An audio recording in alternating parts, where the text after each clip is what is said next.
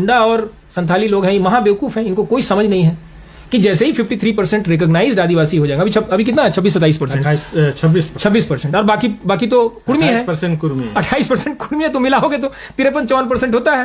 तो इनको इस बात का अकल, इस समझ नहीं है कि अगर ये दोनों मिल जाएंगे 50% से ज्यादा जो सुरक्षित सीट हो जाएगा, मतलब यहाँ एमएलए का भी और एमपी का भी, तो जीतेगा कौन ज्यादा? तो हमेशा इसी का राज रहेगा। तब तो हमेशा आदिवासी लोगों का राज रहेगा। बाहरी लोग, जो बीजेपी जैसे पार्टी का राज हो जाता है, वो कभी नहीं आएगा। झारखंड के लिए आंदोलन हुआ तो सबसे ज्यादा किसने लड़ाई लड़ी? सुनील महतो, निर्मल महतो लोगों ने, कुर्मी लोगों ने, है ना। आपकी जनसंख्या ही नहीं थी इतनी, आपकी इसके बराबर सारे आदिवासियों को मिला दो तो 26% होता है, कुर्मी अकेले 28% है।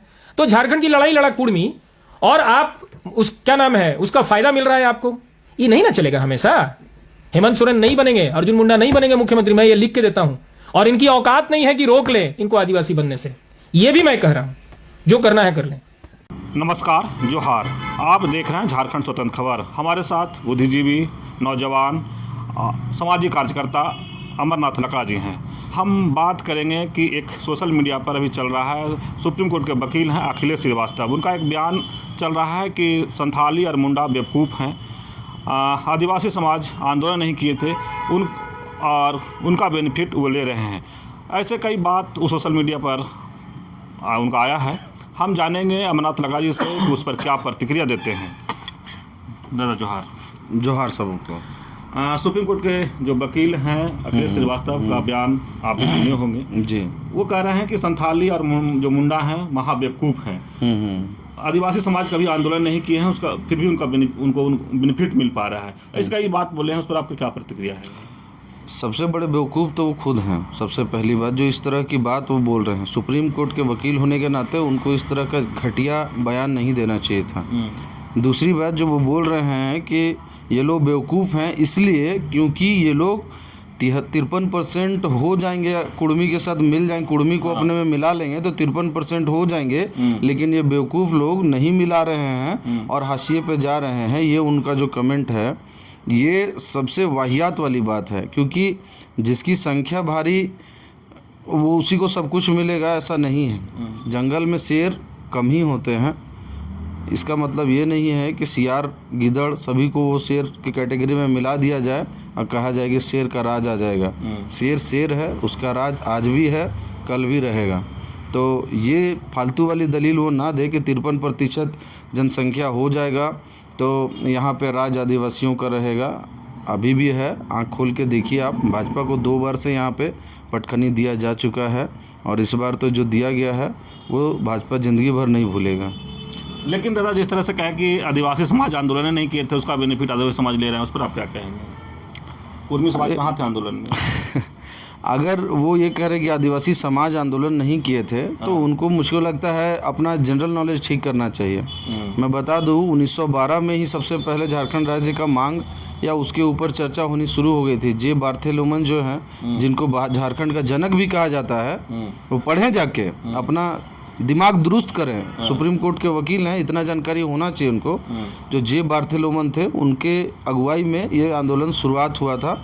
उसके बाद कई अलग अलग समय काल में, जैसे आप देखेंगे, संवैधानिक रूप से देश आज़ाद होने के बाद संवैधानिक रूप से पहली बार मांग हुआ था 1954 में।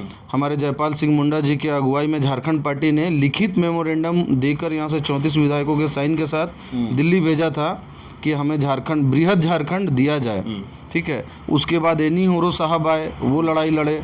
उसके बाद हमारे शिबू सोरेन जी आए, वो लड़ाई लड़े। तो शिबू सोरेन जी के साथ वाला जो दौर था 70-80 के दशक का, उस समय कुर्मी समुदाय के निर्मल महतो जी ज्वाइन हुए इस आंदोलन को, और उनके बाद और भी कुछ लीडर उनके साथ रहे और साथ दिया। तो इसका ये मतलब नहीं है, हम तो कभी ये नहीं कहते हैं कि कुर्मी समुदाय का योगदान नहीं है। हम कहते हैं कुर्मी समुदाय का योगदान है झारखंड राज्य को अलग कराने में, लेकिन ये कहना कि आदिवासी समुदाय का कुछ रोल नहीं है और आदिवासी समुदाय अगुवाई नहीं किया है, ये तो सरासर गलत है और उनको अपना फैक्ट ठीक करना चाहिए। और अगर वो जो दलील देते हैं कि 53% हो जाइएगा, आप कुर्मी को आदिवासी बना लीजिए, आपका राज आ जाएगा, तो हम कहते हैं आप भी अपना बाप बदल लीजिए। एसटी का आपको सारा लाभ मिलेगा, रिजर्वेशन मिलेगा। हो सकता है रिजर्वेशन में आप एसटी बनने की वजह से आप दूसरे एसटी राष्ट्रपति भी बन जाए, ऐसा मैं बोल सकता हूँ उनको भी, लेकिन बोलूँगा नहीं क्योंकि ये नाजायज़ बात है, गलत बात है।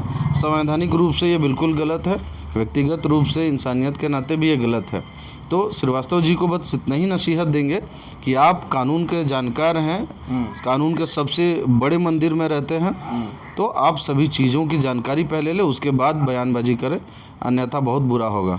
लेकिन दादा जयराम महतो भी कुर्मी को आदिवासी बनने का समर्थन करते हैं, इस पर आप क्या कहें?